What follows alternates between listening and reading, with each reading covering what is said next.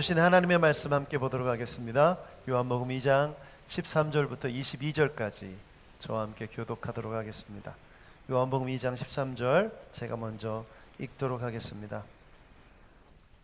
유대인이 유월절이 가까운지라 예수께서 예루살렘으로 올라가셨더니 성전 안에서 소와 양과 비둘기 파는 사람들과 돈 바꾸는 사람들이 앉아있는 것을 보시고 노끈으로 채찍을 만드사 양이나 소를 다 성전에서 내쫓으시고 돈 바꾸는 사람들의 돈을 쏟으시며 상을 엎으시고 비둘기 파는 사람들에게 이르시되 이것을 여기서 가져가라.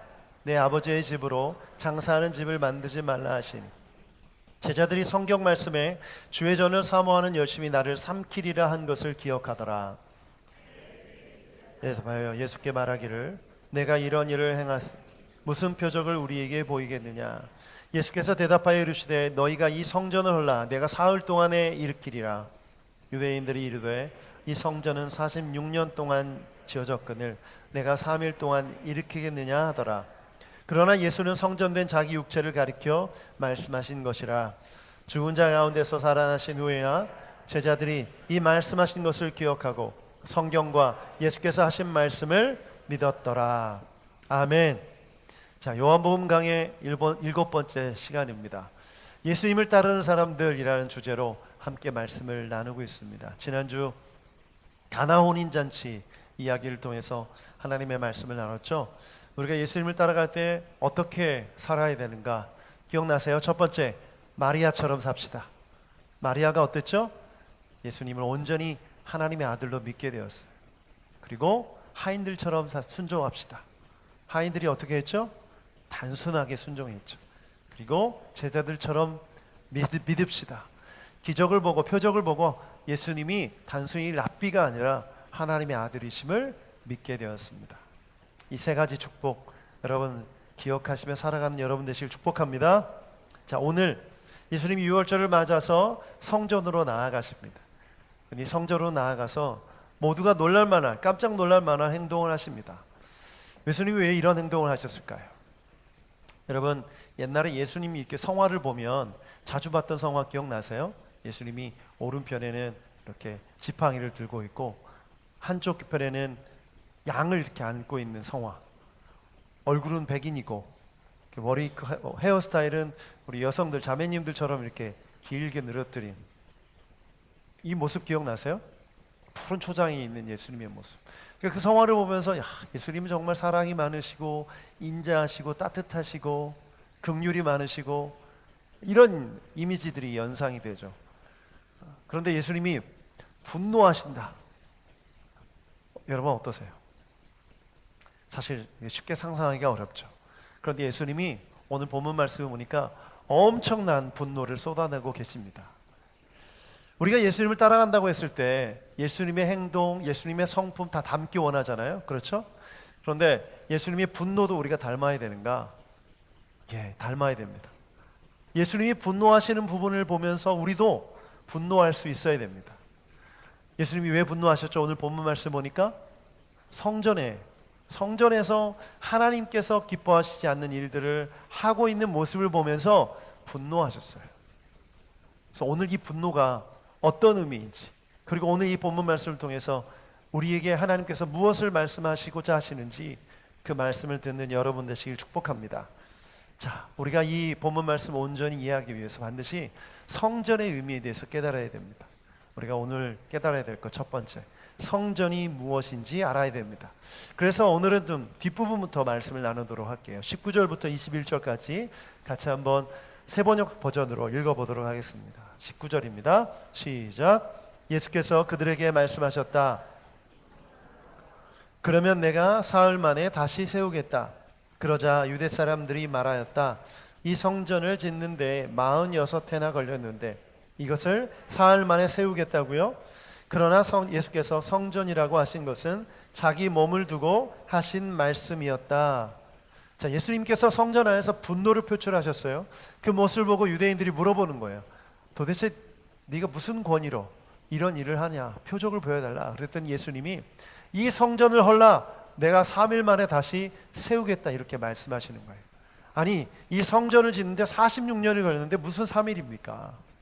자, 이때 당시 이 말을 제자들이나 유대인들은 알아들었을까요? 알아듣지 못했어요. 나중에 예수님이 십자가를 달려 돌아가시고 나서 3일 만에 부활하신 그 사건을 경험하고 나서 그때 말씀하신 그 성전이 예수님이었구나 라는 사실을 깨달은 거예요. 자, 여기서 오늘날 깨달아야 될, 알아야 될 성전의 의미, 첫 번째, 성전은 무엇입니까? 예수님이다. 성전은 건물이 아니라 바로 예수님이 성전인 줄 믿습니다. 두 번째, 성전은 무엇이냐? 내가 성전입니다. 예수님을 믿는 내가 성전인 줄 믿습니다. 고린도전서 6장 19절부터 20절 같이 한번 읽어보죠. 시작. 여러분의 몸은 여러분 안에 계신 성령의 성전이라는 것을 알지 못합니까? 성령을 하나님으로부터 받아서 모시고 있습니다. 여러분은 여러분 자신이 것이 아닙니다. 여러분은 하나님께서 값을 치르고 사들인 사람입니다. 그러므로 여러분의 몸으로 하나님을 영화롭게 하십시오. 아멘. 오늘 19절 말씀에 분명히 여러분의 몸은 성령의 성전이라고 말하고 있습니다. 이렇다면 두 번째, 성전은 뭡니까? 나죠. 여러분 예수님 믿으십니까? 예수님을 믿을 때 성령이 우리 안에 내주하신다, 이런 표현 들어보셨죠? 성령이 우리 안에 거하시죠. 그렇다면 나는 뭡니까? 성전이죠. 여러분 한 사람 한 사람이 성전인 줄 믿습니다. 아멘. 세 번째 뭡니까? 우리가 성전입니다. 우리가 성전인데 에베소서 2장 22절 같이 한번 읽어보죠. 시작. 너희도 성령 안에서 하나님이 거하실 처소가 되기 위해 그리스도 예수 안에서 함께 지어져 가느니라. 아멘. 오늘 본문 말씀, 이 말씀을 보니까 하나님의 거하실 처소가 되기 위해 지어져 가느니라. 누가? 너희가. 에베소서 우리가 함께 나눴죠. 모퉁이 돌 대신 예수님, 그 돌에 연결되어서 우리 모두가 공동체로 하나님께서 기뻐하시는 성전으로 지어져 간다. 그러니까 우리가 성전입니다. 자, 성전의 세 가지 의미 배웠죠. 예수님이 성전이고, 내가 성전이고, 우리가 성전입니다. 그래서 여러분, 성전의 가장 중요한 요소가 뭔지 아세요? 바로 성령의 임재입니다. 하나님의 임재가 있는 사람, 하나님의 임재가 있는 교회, 바로 그것이 성전인 줄 믿습니다. 건물은 성전입니까? 아닙니까? 성전일 수도 있고 아닐 수도 있죠. 그 건물 안에서 사람들이 함께 모여 하나님의 임재를 경험하며 하나님을 예배한다면 그곳은 성전입니다. 그런데 더 이상 그곳에서 하나님의 임재를 느낄 수 없고 그곳에서 하나님을 예배하는 성전된 그리스도인들이 없다면 거기서는 더 이상 성전이 아닌 것이죠. 여러분 유럽에 가보셨어요? 유럽에 지금 엄청나게 큰 높은 성당들이 다 뭘로 바뀌고 있습니까? 술집으로 바뀌고 있고 박물관으로 바뀌고 있고 도서관으로 바뀌고 있어요. 그러면 그곳은, 그 성당은 더 이상 성당, 성전이라고 부를 수 있습니까? 없습니까? 부를 수 없죠. 더 이상 성전이 아니에요. 그렇게 본다면 우리가 주목해야 될 성전의 의미는 뭡니까?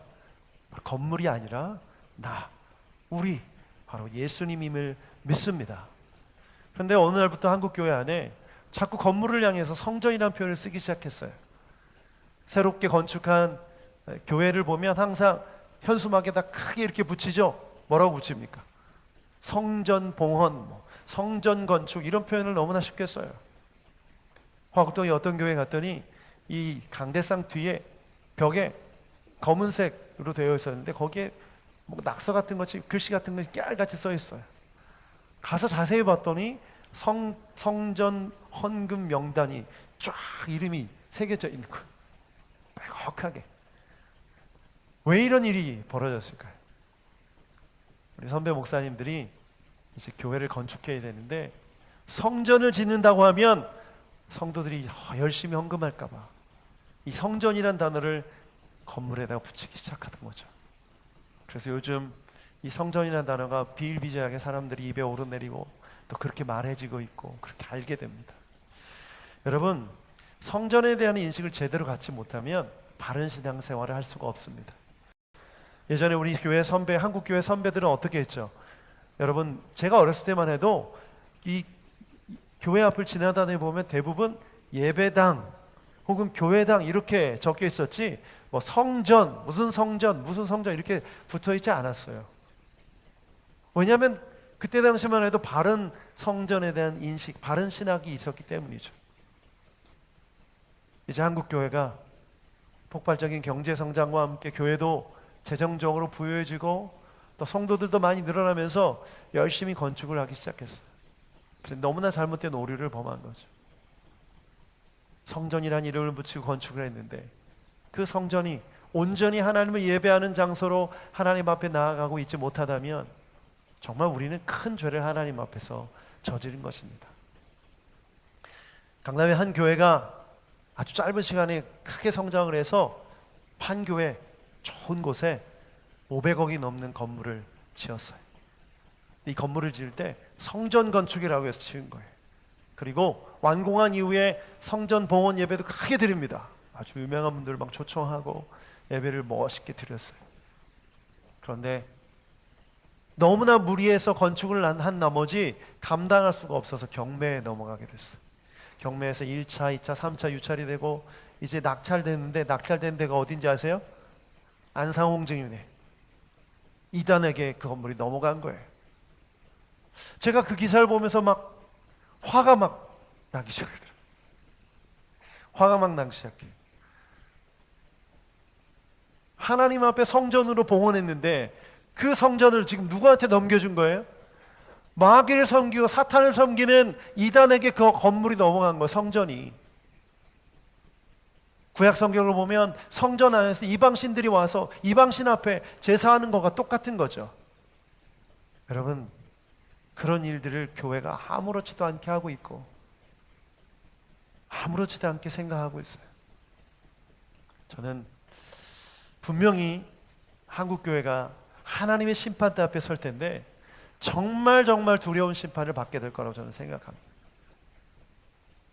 그래서 우리 새노래교회는 절대 장소를, 건물을 성전으로 지칭하지 않습니다. 아시겠죠? 제가 만약에 그런 얘기를 들으면 굉장히 뭐라고 나무랄지도 몰라요. 분노할지 몰라요. 예수님 분노하셨으니까. 저한테 상처받지 마시고 그 습관을, 입에 붙은 그 습관을 고치시길 바랍니다. 여기는 뭐죠? 성전이 아니라 예배당, 교회당. 그래서 여러분 들어오실 때 보셨지만 예배실이라고 저희가 표현하죠. 대예배실, 소예배실. 예배하는 장소, 예배하는 방이에요. 성전이 아니라. 성전은 무엇입니까? 예수님이 성전이고 내가 성전이고 우리가 성전인 줄 믿습니다. 지금 우리가 모였으니까 우리는 뭐예요? 지금 성전인 거죠. 흩어지면 성전이 흩어진 거예요. 여러분이 가서 일하는 일터가 성전이 되는 것이고, 여러분이 모여서 순예배로 모이면 거기가 성전이 되는 것이고, 여러분의 일터가 성전이 되고 가정이 성전이 될 때 하나님의 임재가 그곳에 가득할 줄 믿습니다. 아멘. 우리가 성전입니다. 저는 그래서 이 성전의 의미를 기억할 때 예수님께서 하신 말씀이 있는데 이 말씀을 함께 보고 함께 나누길 원해요. 마가복음 1장 38절 한번 읽어볼까요? 시작. 예수님께서 대답하셨습니다. 근처에 있는 다른 마을로 가자. 거기서도 내가 전도할 것이다. 내가 바로 그것을 위해 왔다. 자, 예수님이 오신 목적이 뭐라고요? 전도하기 위함이다. 예수님이 뭐라고 했죠? 예수님이 성전이라고 했어요.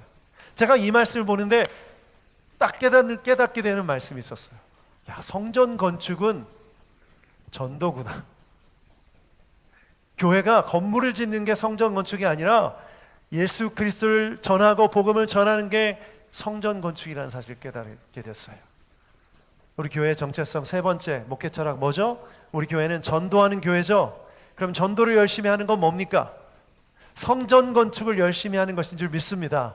왜냐하면 한 사람이 예수님을 믿게 되면 그 사람이 성전이 되기 때문에. 그래서 여러분, 새노래교회는 성전 건축 헌금을 하지 않겠습니다. 대신 성전 건축 전도를 하겠습니다. 여러분이 열심히 전도하면 그것이 바로 성전 건축인 줄 믿습니다. 아멘. 그래서 새노래교회가 예수님께서 말씀하신 이 성전의 의미를 온전히 깨닫고 하나님께서 기뻐하시는 예배로, 예배자로 나아가실 주님의 이름으로 축복합니다. 자, 두 번째, 우리가 성전이라면 이 성전을 어떻게 관리해야 되는가? 첫 번째, 성전 관리하기 위해서 성전을 항상 살펴봐야 합니다. 읽어봅시다. 시작. 성전을 항상 살펴봐야 합니다. 13절, 14절 말씀 같이 읽어보겠습니다. 세번역 버전으로 함께 읽어보도록 하겠습니다. 시작. 유대 사람의 유월절이 가까워져서 예수께서 예루살렘으로 올라가셨다. 그는 성전뜰에서 소와 양과 비둘기 파는 사람들과 돈 바꿔주는 사람들이 앉아있는 것을 보시고, 오늘 이 말씀의 가장 중요한 단어가 보시고예요. 보셨어요. 이 예수님이 보신 것이 뭐냐? 환전상과 또 재물을 파는, 짐승을 파는 상인들이에요.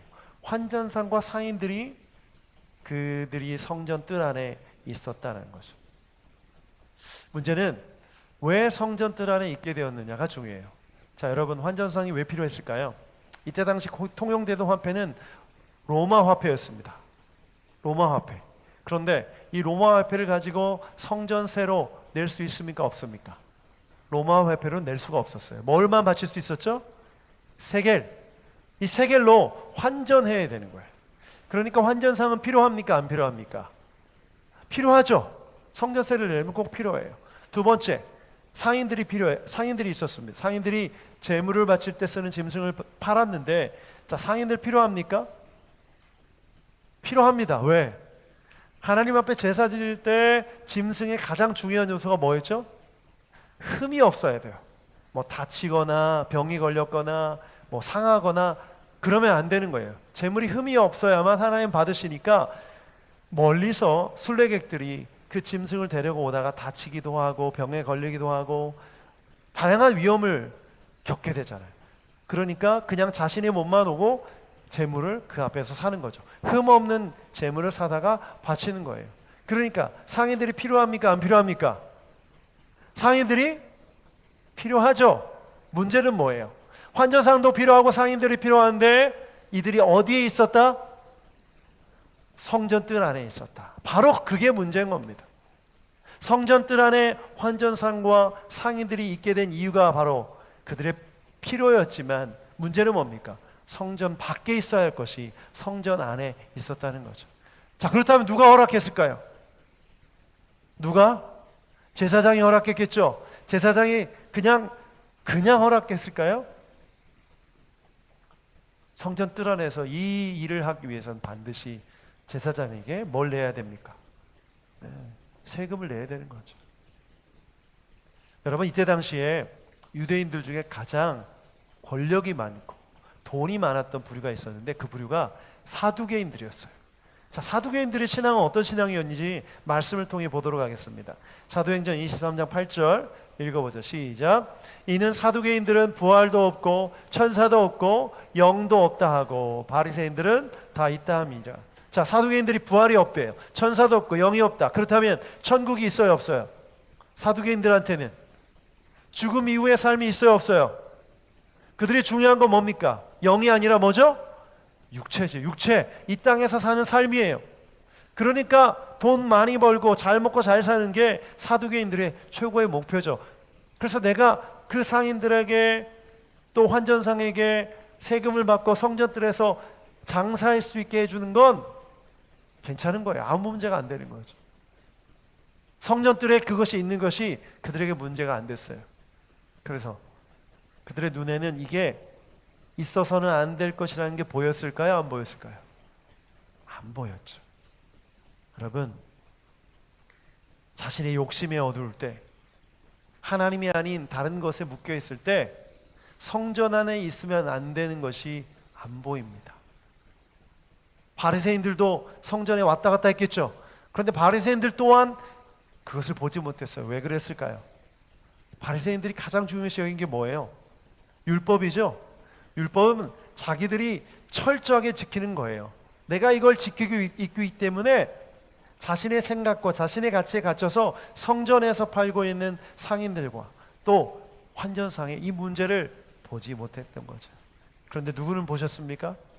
예수님은 보셨어요. 예수님은 그 문제를 보신 거죠. 여러분, 우리가 성전이고 내가 성전이라면 반드시 성전 안에 상인과 환전상이 없어야 됩니다. 그런데 이게 내 안에 있음에도 불구하고 보지 못하는 게 문제죠. 왜 보지 못할까요? 여러분의 욕심에 눈에 어두우면 볼 수가 없게 됩니다. 여러분의 원칙과 형식 안에 갇혀 있으면 이것을 볼 수가 없어요. 내가 성전이고 우리가 성전이라면 우리 안에 뭐가 하나님께서 기뻐하시지 않는 것인지를 보고 그것을 없애야 합니다. 그러려면 우리가 영적인 눈을 떠야 됩니다. 예수님처럼 영적인 눈을 떠서 하나님께서 기뻐하시지 않는 것을 제거할 수 있어야 됩니다. 여러분 안에, 여러분이 성전이라면 여러분 안에 뭐가 있는지 보이십니까? 이걸 보기 위해서 여러분은 날마다 하나님 앞에 나아가야 됩니다. 우리가 기도할 때 이런 기도 계속 하잖아요. 믿음의 눈을 뜨고 믿음의 눈을 들어 하나님을 보게 하여 주시옵소서. 이런 고백 많이 하죠. 그런데 반대로 이 믿음의 눈을 뜨지 않고 문을 닫으면 하나님도 보이지 않고 자기도 보이지 않게 됩니다. 그렇기 때문에 여러분, 믿음의 눈을 떠서 여러분의 부족하고 연약한 부분을 바라보시길 주님의 이름으로 축복합니다. 아멘. 세 번째, 우리가 해야 될 일이 무엇인가? 성전을 청소해야 됩니다. 같이 한번 고백해 볼까요? 시작. 성전을 청소해야 됩니다. 15절부터 16절까지 세 번역 버전으로 읽어보도록 하겠습니다. 시작. 노끈으로 채찍을 만들어 양과 소와 함께 그들을 모두 성전에서 내쫓으시고 돈을 바꾸어 주는 사람들의 돈을 쏟아버리시고 상을 둘러 엎으셨다. 비둘기 파는 사람들에게는 이것을 걷어치워라. 내 아버지 집을 장사하는 집으로 만들지 말아라 하고 말씀하셨다. 아멘. 자, 이제 우리가 영적인 눈을 떠서 성전인 우리를 또 자기 자신을 바라보게 되면 이제 뭐가 보입니까? 버려야 될 것들, 없애버려야 될 것들이 보이기 시작합니다. 그래서 이 보이게 된 그것을 버려야 하는 거죠. 엎어버려야 됩니다. 그것을 하기 위해서 여러분 결단하셔야 돼요. 어떤 결단을 해야 되는가? 오늘 본문 말씀에 보면 예수님이 하셨던 행동의 두 동사가 있어요. 첫 번째가 쫓아버리는 거예요. 짐승들을 다 쫓아버렸죠. 그런데 어떻게 쫓아버렸습니까? 노끈으로 채찍을 만들어서 짐승들의 엉덩이를 치는 거예요. 몸을 쳐서 다 쫓아내버리셨습니다. 여러분, 짐승이 왜 성전 안에 들어오게 됐죠? 사람들의 편의 때문이었죠. 그렇다면 우리 안에 하나님께서 기뻐하시지 않는 편의주의가 있는지 돌아봐야 됩니다. 여러분, 예배는 하나님 앞에 온전히 드리는, 내 삶을 다해 드리는 거룩한 행동입니다. 그런데 이 행동 안에 내가 편안한 대로, 내가 좋은 대로, 내가 쉬운 대로 여러분의 예배를, 여러분이 하나님 앞에 드리는 그 예배를 여러분 마음대로 바꿔간다면 그것은 하나님께서 기뻐하시지 않는 거죠. 오늘날 물론 이게 극단적인 예지만 여러분 인터넷 교회가 있는 거 아세요? 인터넷으로 예배 드리는 거예요. 영상으로 카메라가 한 대가 있고 자기 집에 앉아서 예배를 드리다가 찬양을 하면 찬양 또 따라 봅니다. 그런데 헌금 시간이 되면 어떻게 해요? 계좌 이체를 준비하고 있다가 송금을 누르는 거예요. 이런 식으로 예배 드리는 교회가 있다고 합니다. 정상적이지는 않죠? 사람이 자기의 편한 대로 예배 드리는 형태를 다 바꿔버린 거예요. 오늘날 사회가 발전하면서 이런 교회의 모습, 예배의 모습이 늘어날 거라고 생각해요. 그러나 이게 진정으로 하나님께서 기뻐하시는 모습일까요? 오늘 영상 시대를 살고 있죠. 많은 사람들이 내가 원하면 언제든지 다시 보기를 하듯이 영상을 설교로 볼 수가 있고 예배 신앙도 다 볼 수가 있어요. 그런데 그것이 정말 예배자로서 하나님 앞에 온전히 드리는 예배라고 말할 수 있을까요? 그렇지 않습니다. 우리가 함께 모여 예배당에 함께 모여 성전을 이루고 그곳에 임재하신 하나님 앞에 찬양하고 손뼉을 치러 악기를 연주하고 내 마음을 다해 헌금을 하고 이 모든 것들이 반드시 있어야 될 예배의 모습인 줄 믿습니다. 그런데 이것을 내 편의주의로 바꾸면 안 돼요. 우리 교회도 온라인 헌금 계좌가 있어요. 그렇죠? 그런데 이 온라인 헌금 계좌는 예배 시간에 나오는 여러분들을 위해서 있는 게 아니에요. 불가피하게 예배 주일날 참석할 수 없는 사람이거나 아니면 몸이 아파서 병원에 있거나 출장 중이거나 그런 분들 위해 있는 거죠. 저는 여러분에게 이렇게 권하고 싶어요. 말씀드리고 싶어요. 예배 때 나올 때는 여러분 하나님 앞에 드릴 예물을 온전하게 미리 준비하십시오. 그리고 그 예물을 봉투에 담아서 헌금함에 넣고 예배를 참석하십시오. 그게 바른 올바른 예배의 태도입니다. 그것이 바로 준비된 예배자의 모습인 거죠. 그래서 여러분, 여러분의 이 예배 드리는 태도 안에 편의주의가 있는지를 돌아보셔야 됩니다. 그리고 이 편의주의를 어떻게 내쫓아야 됩니까? 예수님이 하셨던 것처럼 노끈으로 내쫓아야 됩니다. 이 노끈이 무엇인가 묵상하는데 마태복음 4장이 떠오르더라고요. 마태복음 4장에 보면 예수님께서 광야에서 시험 받죠. 시험 받을 때 무엇으로 그 시험을 다 이기셨습니까? 말씀으로. 사탄아 물러가라 라고 선포했죠.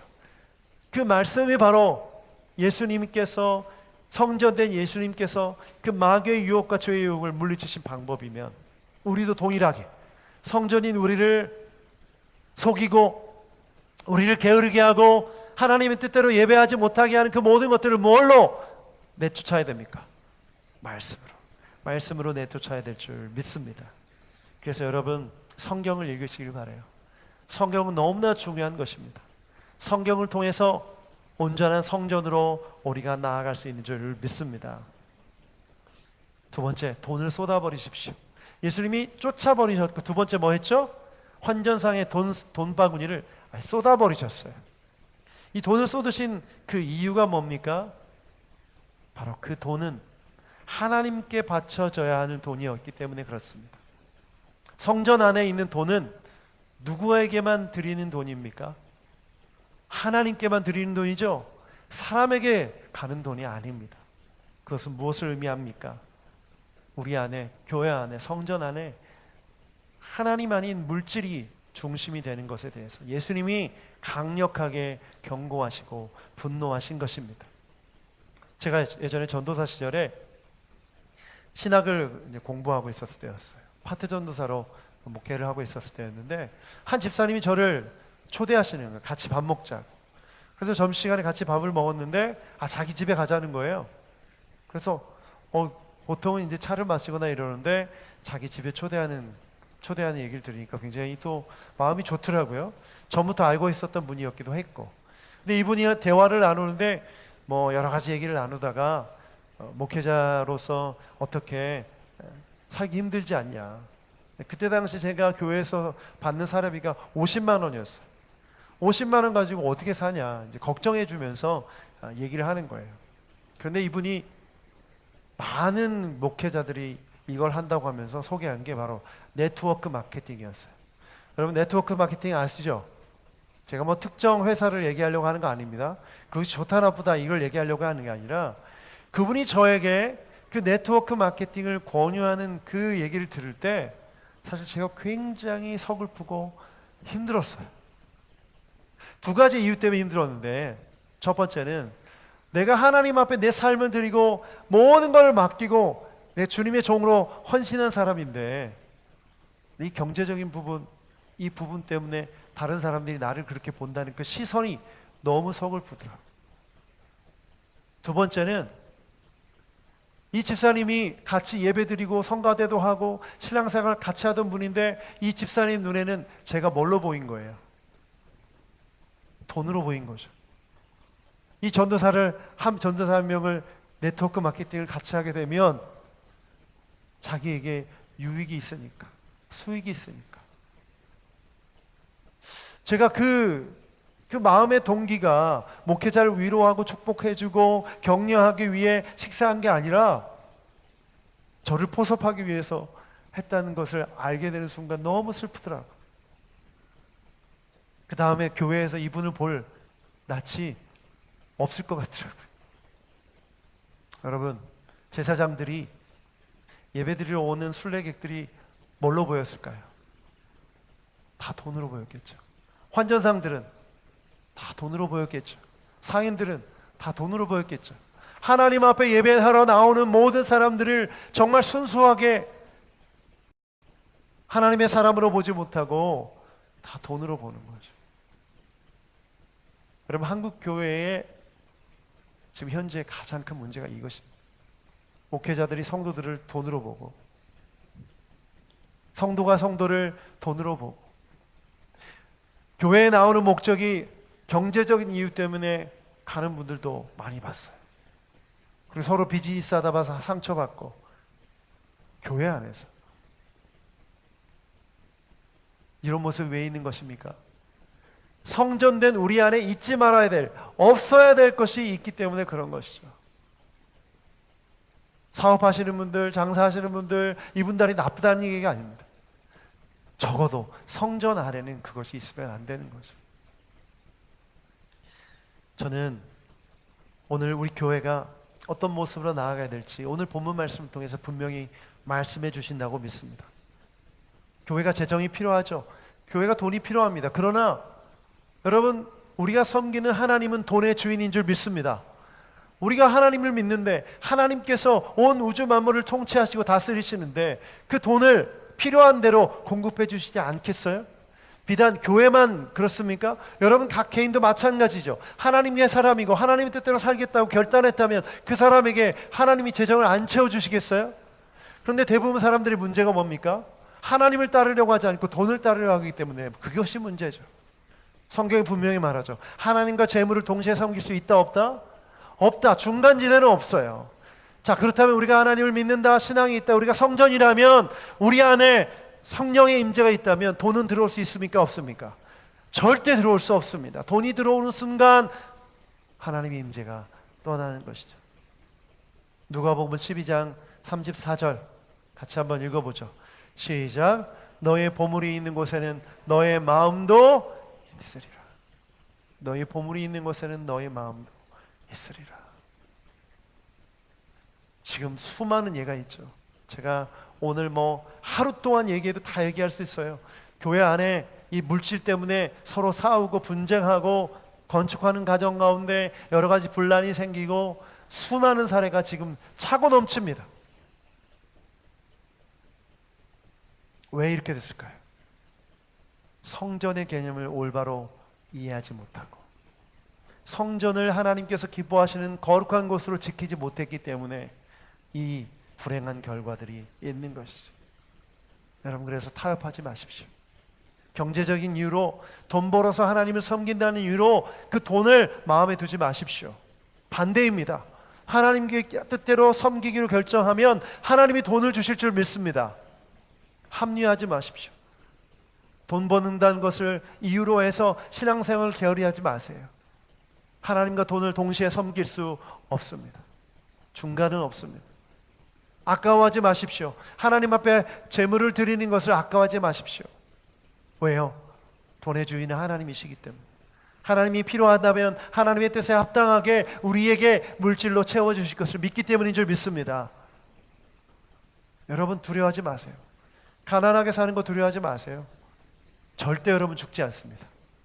절대 죽지 않아요. 하나님 앞에 여러분의 삶을 맡기세요. 예수님이 이렇게 말씀하셨죠. 내 아버지의 집을 장사하는 집으로 만들지 말라. 아버지의 집 성전이라고 했는데 여러분이 성전이죠. 그럼 여러분의 마음을 장사하는 집으로 만들지 마셔야 돼요. 새누리교회가 장사하는 집이 돼서는 안 되죠. 정말 중요한 메시지입니다. 그러기 위해서 예수님께서 하셨던 말씀, 예수님께서 하셨던 행동, 돈 쏟아부어. 여러분 마음 가운데 뭐가 있습니까? 성전인 여러분 마음 가운데 하나님의 임재와 성령의 임재가 가득하길 축복합니다. 하나님께서 기뻐하시지 않는 것들이 있다면 내쫓게 되길 축복합니다. 그것이 이 땅에서 하나님께서 기뻐하시는, 예수님께서 원하시는 성전의 모습으로 살아가는 길인 줄 믿습니다. 이 시간 기도하십시다. 이 시간 기도할 때 여러분 지금까지 알고 왔던 성전의 의미에 대해서 다시 한번 돌아보시길 바랍니다. 주님, 내가 성전이며 우리가 성전이며 예수님이 성전임을 깨닫게 해주셔서 감사합니다. 성전된 우리가 주님 뜻대로 거룩하게 정결하게 세워지게 하여 주시옵소서. 하나님의 성령의 임재하시기에 부족함이 없도록 우리를 이끌어 주시옵소서. 결단하기 원합니다. 결정하기 원합니다. 내쫓게 하여 주시옵소서. 쏟아버리게 하여 주시옵소서. 오직 주님만이 내 주인이 되시며 주님만이 내 삶에 임재하시도록 기뻐하시지 않는 것을 모두 내버리게 하여 주옵소서. 이 시간 주신 말씀 기억하며 함께 통성으로 기도하며 나아가십시다. 함께 기도하겠습니다. 하나님 아버지, 이 시간 기도하며 나아갑니다. 주님, 이 시간 기도합니다. 주님, 내 안에 하나님께서 기뻐하시지 않는 것들이 있다면 모두 내쫓고 쏟아부어 버리고 하나님께서 기뻐하시는 삶으로 나아가게 하여 주시옵소서. 살아계신 주님, 오늘 우리와 동행하시는 주님을 찬양합니다. 오늘 말씀을 주셔서 감사합니다. 우리가 성전임을 깨닫고 내가 성전임을 깨닫고 거룩하게 정결하게 하나님의 성전으로 나아가게 하여 주시옵소서. 하나님, 우리 안에 편의주의와 물질주의가 있습니까? 그 모든 것들을 몰아내고 내쫓고 쏟아엎고 오직 예수 그리스도가 주인되며 성령의 임재가 가득한 성전으로 나아가게 하여 주옵소서. 성전된 예수 그리스도가 전도하셨던 것처럼 우리도 전도하기 원합니다. 복음 전하기 원합니다. 그것을 통해 이 땅에 성전들을 세워가는 우리가 되게 하여 주시옵소서. 오늘 우리에게 말씀 주심을 감사하며 하나님의 집을 온전히 거룩한 성전으로 세워가게 하여 주옵소서. 예수 그리스도 이름으로 기도하옵나이다. 아멘.